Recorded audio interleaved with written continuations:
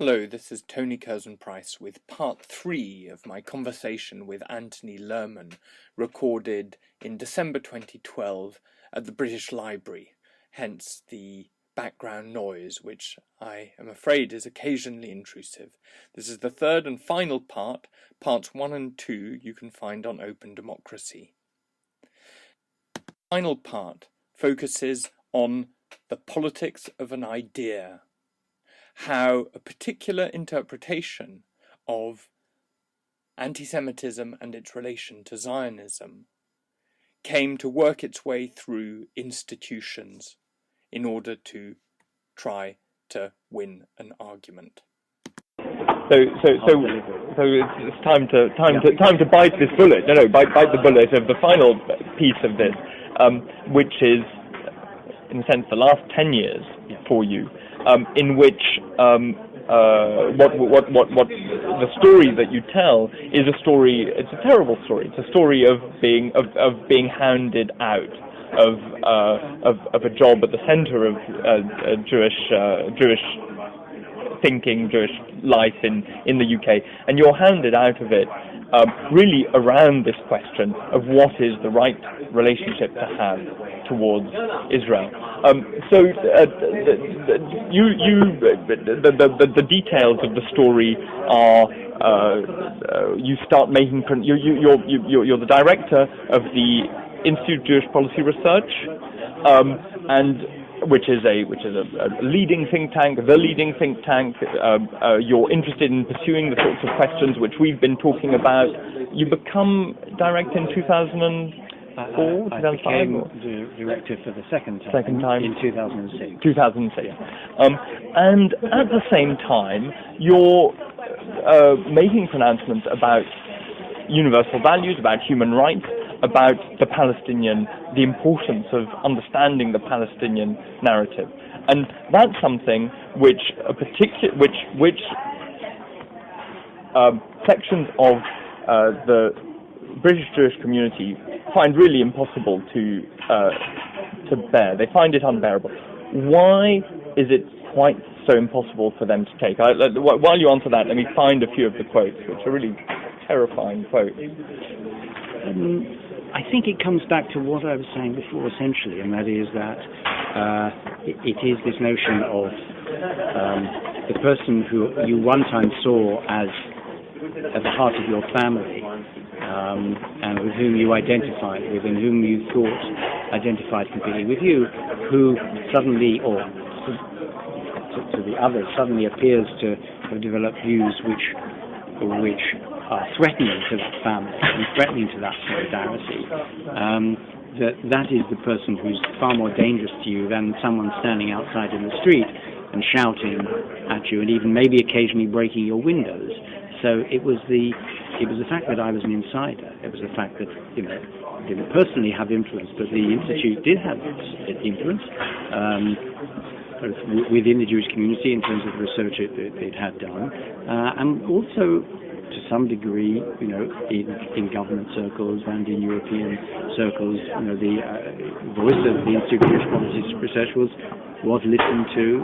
It's like with all think tanks, and the directors of think tanks like to make them out to be very influential. We all did a bit of that, and I would never claim we were that influential. But, people listened to us. We did occasionally able to affect politicians. So it was that person at the centre being dangerous. But the additional thing, why was it? I feel it was much sharper at that time, 2006, than it was, say, back in the mid '80s when that was also. You were exactly the same attack. And the reason is because of a greater sense of fear that has developed in the and that's 2001. That 2001. That's after 9/11. It's the Iraq War. That's after the Iraq War. All of those kinds of things where there was this fear developed in the Jewish world. And of course 7/7 here in England, yes. which in the late 90s, when a bomb goes off in Haifa, it turns out that it's a British Pakistani who was the suicide bomber, and Gilles Kepels points out that this is a real turning point, because it shows in some sense that that a UK Muslim narrative sort of put an Israeli narrative on top of, or a Jewish Israeli narrative on top of their own sense of problems of grievance, sense of assimilation, etc.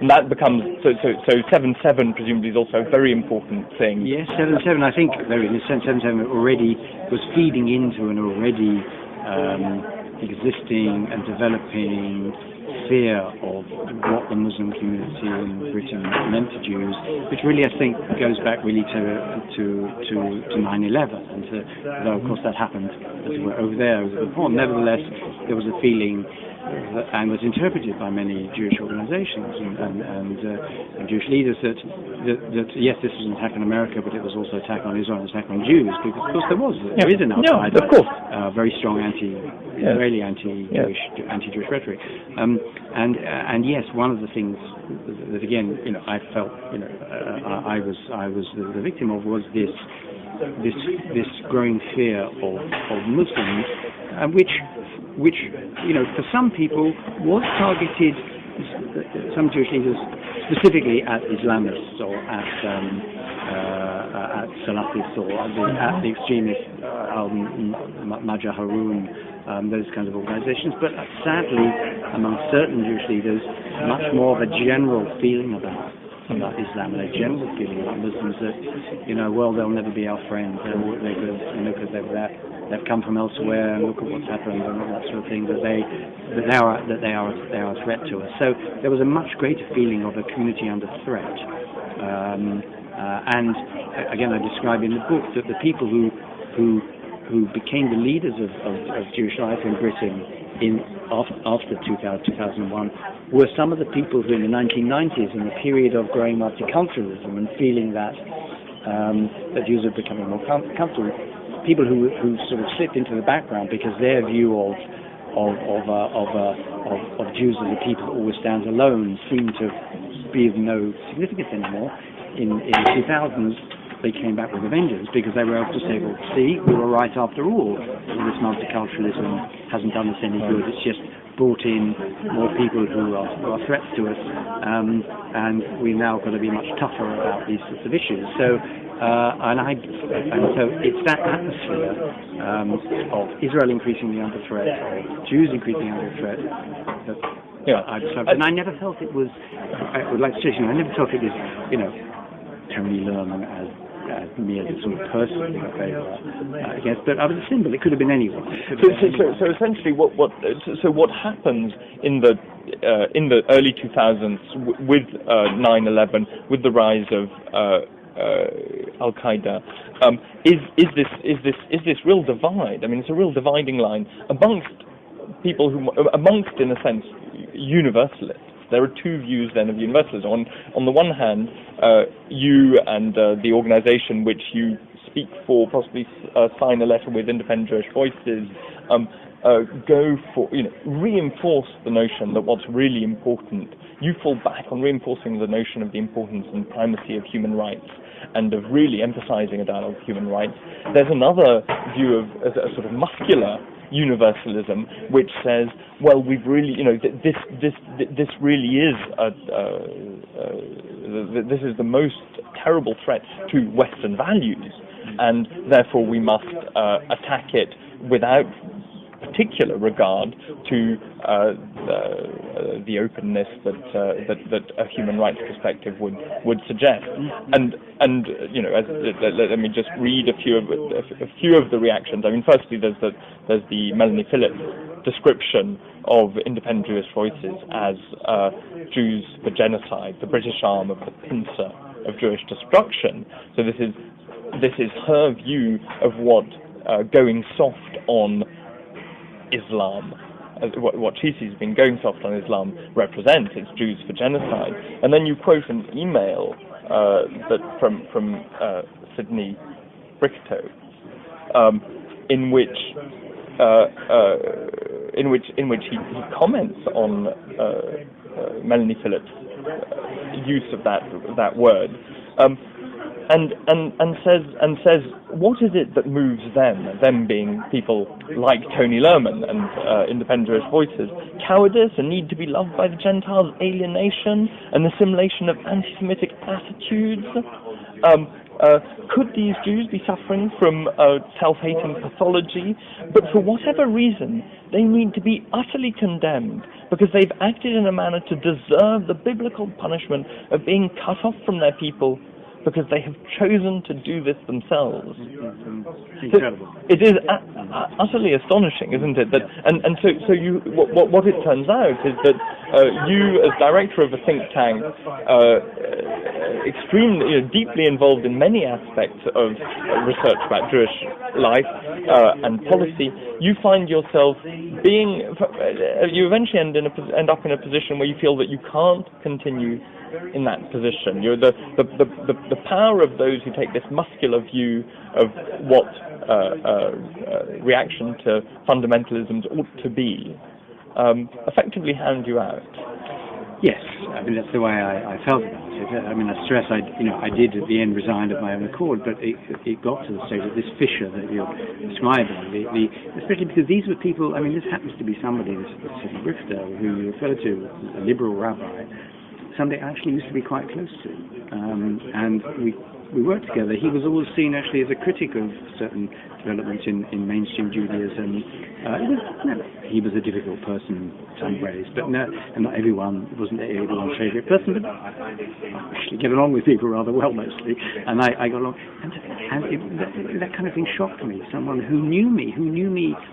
My personal life, my family circumstances, because I'm married to a non-Jew, and he was sympathetic to my situation, our desires of family to give our children some Jewish identity and so on. And here, only a few years after having that revelation, that somebody like that could talk about me in that kind of way. It's sort of deeply shocking, but deeply shocking not just personally, but in the sense of, well, how far apart Jews have become, that there is this terrible, deep division, and so that was part of what hounded me out. But it was worse than that. It was also, there were actually, as I describe in the book, I'm going to go through them now, but there were actual things which people did to undermine me. I mean, petty things about persuading X that if they associated with the JPR, then they would lose their position in such and such, in such a mainstream body. I mean, that kind of thing, the fact that grown-ups, if you like,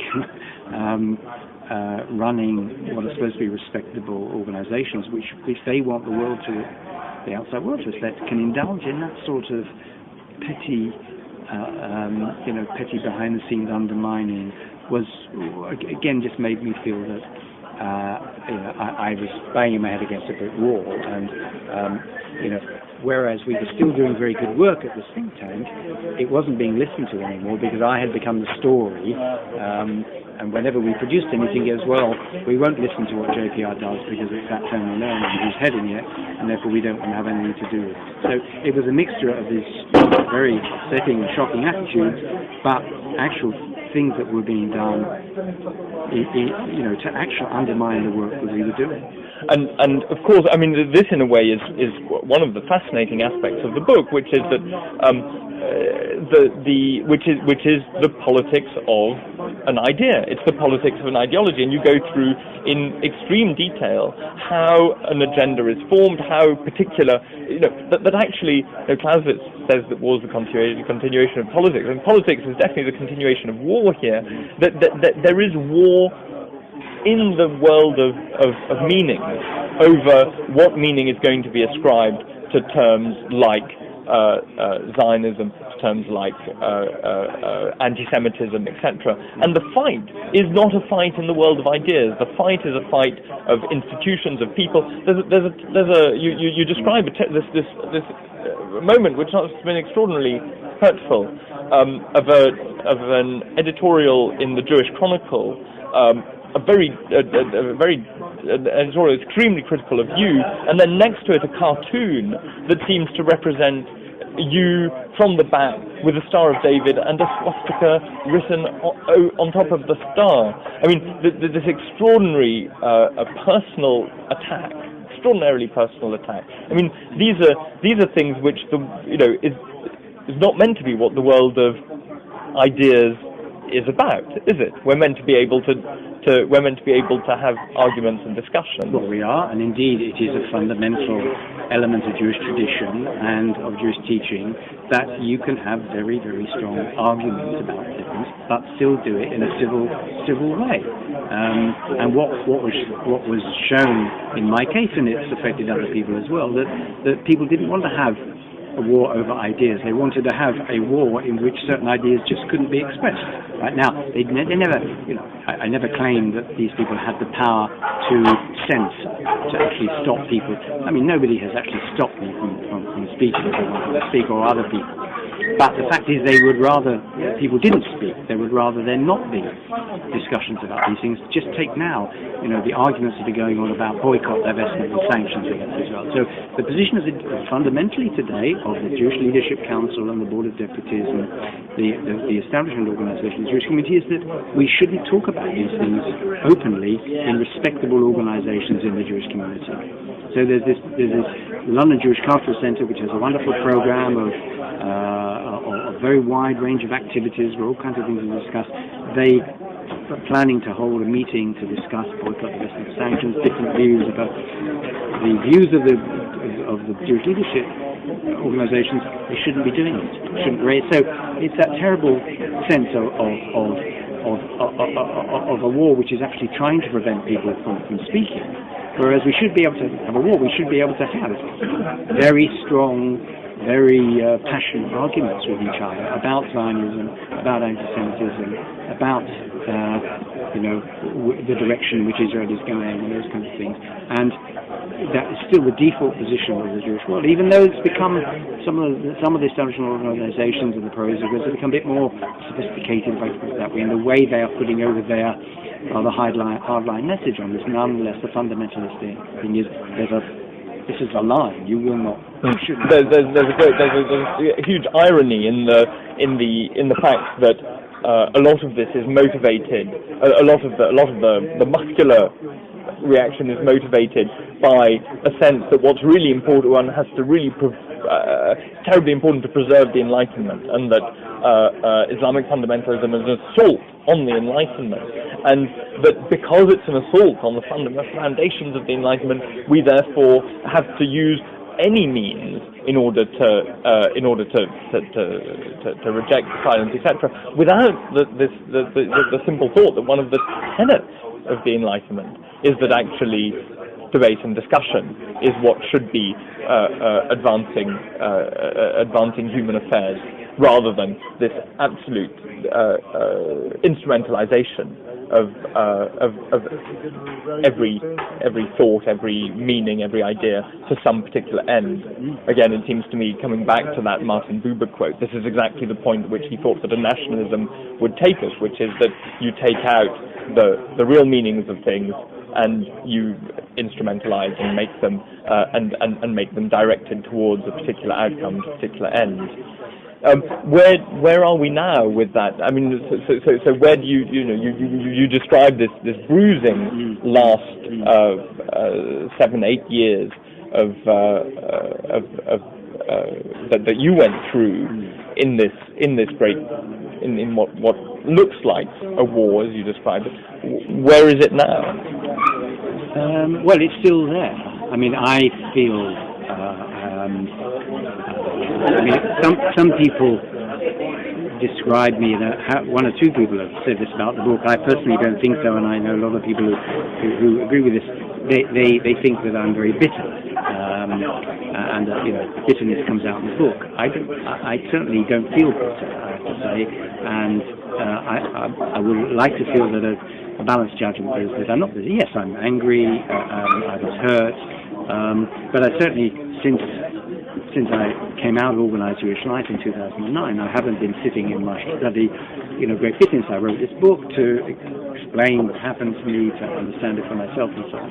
But these arguments have not gone away. About Islam, and in fact, my sense is that within certain circles in the Jewish world, both in this country and elsewhere, the fear of Islam has become even more institutionalized, if I can put it that way, within certain Jewish bodies. and could see that. There was a symposium just a week ago, supposedly on anti-Semitism in London, which was most of the people gathered there, supposedly expert on anti-Semitism. Most of them had a very strong Islamophobic background and views. People rather well known, I won't mention their names here, and this could be seen as a sort of respectable gathering that people who regard themselves as anti-racist could actually attend. Whereas in fact this was, I mean, a lot of people would say, well, I wouldn't go to to a conference organised by white racists. Why should you go?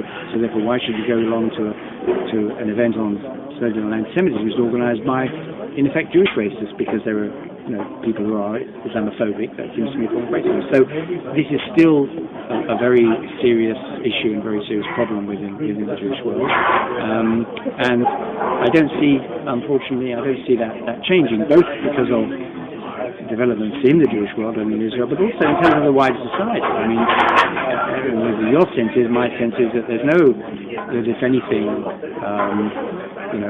attitudes towards Muslims in general are getting worse, probably not better. I personally don't so like to think that they're never getting better. So, and I think one of the reasons why I think these arguments,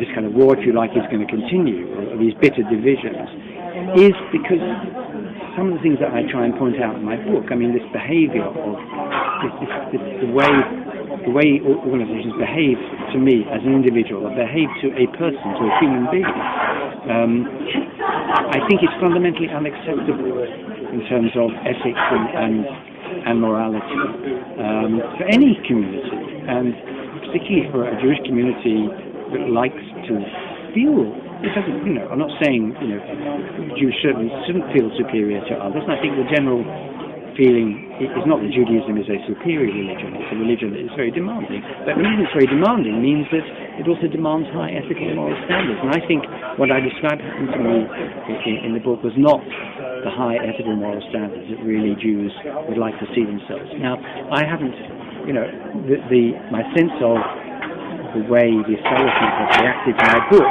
has been to, I'm turning my head away from you, is to look away, is to not respond, is to try and ignore it, and is to imply, and indeed there was a review in the Jewish Chronicle of my book, which basically was a sneering, contemptuous review, dismissing it really as this bitter person who's of no account anymore if he was a very account. And I think I didn't. I'm not surprised, but I think it would have been right for some people to say, look, we need to talk about these things.